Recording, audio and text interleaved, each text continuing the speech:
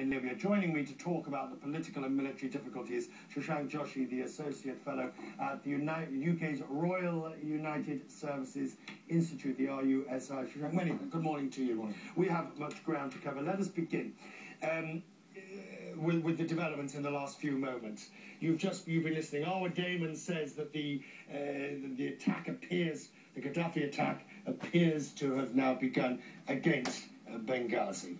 The ceasefire was a very canny move by Gaddafi because it put the ball straight back in the court of the international community. And at Paris, it would have sown divisions between, say, France and Britain and the Gulf states, who may have been more cautious. Now he has given them the perfect pretext to degrade his forces. But hang on, did anybody believe the ceasefire? Bearing in mind, no matter what the Deputy Foreign Minister may say, almost as soon as he said it, we were hearing that it simply didn't exist. No, he may have made some notional moves towards paying some lip service to the ceasefire, but no, I think it's perfectly reasonable to assume he was intending to break it straight away. So what's happening in Paris? What are they there for? What's the purpose of Paris today? Well, it's a couple of things. First of all, what's the desired end state? Does Gaddafi have to go, or can he be pushed back to Tripoli? Second, when does military action begin, and how expansive is it? Can those tanks on the edge of Benghazi be bombed as early as today or tomorrow? Okay, but if they're talking about does Gaddafi go, what would they do? If he's already attacking Benghazi, and he does have overwhelming force compared to that, correct? Correct, yes. So it could all be moot if they don't get a move on.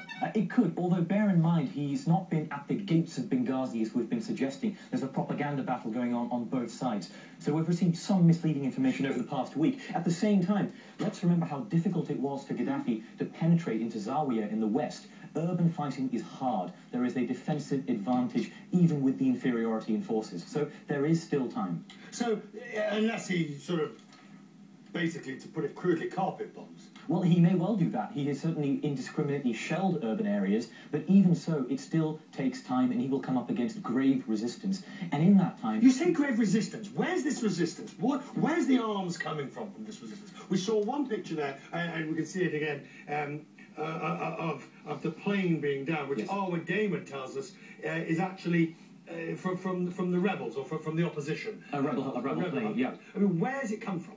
Well, let's remember there have been large-scale defections early on. Now, admittedly, there were units defecting that Gaddafi always thought would defect, and therefore they were weakened. But the rebels did get some tanks, some aircraft, and certainly small arms. Now, they are lacking in all of those in numbers, but they certainly have some. There's also every indication they're being supplied by Egypt. Egypt formally abstained from the resolution and said no intervention, but it will be subtly intervening at a different level.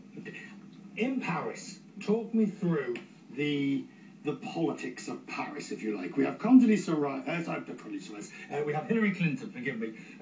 Perhaps it was a Freudian slip. We're harking back to 2003. Yeah. We have Hillary Clinton arriving Secretary of State from the United States. We have the UK, we have the French. Well, the political dilemma here is the United States wishes to see a European face on this and a Gulf or Arab hand.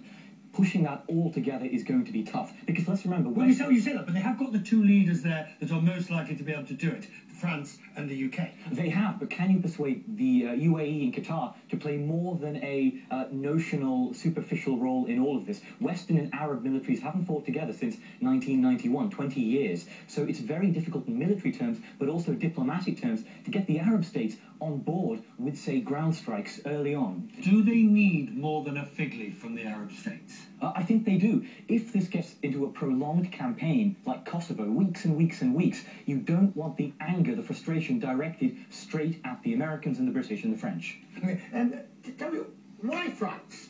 France has, the meetings in Paris, France has led the way, France has been amongst the most bellicose. Well, the charitable approach is Sarkozy's humanitarian impulse. You don't believe that? Well, no, I think there's certainly an element of that. There and in Britain for Cameron as well. Right. But there's a more cynical interpretation. There are, of course, French elections coming up. And also, they have been burned heavily by their action in Tunisia, where their foreign minister offered support to President Ben Ali and subsequently resigned. So we're seeing an element of repentance and remorse, I think, driving some French policy here. Okay, before we finish, I just briefly, what do you expect, then, from Paris today? I think they will be pushing their allies, pulling in the United States from one side, pulling in Qatar and the UAE from the other side, and saying, let's hit these ground targets early on before he can play us for any more days. Many thanks indeed. We'll talk to you again later. Many thanks. Now, there is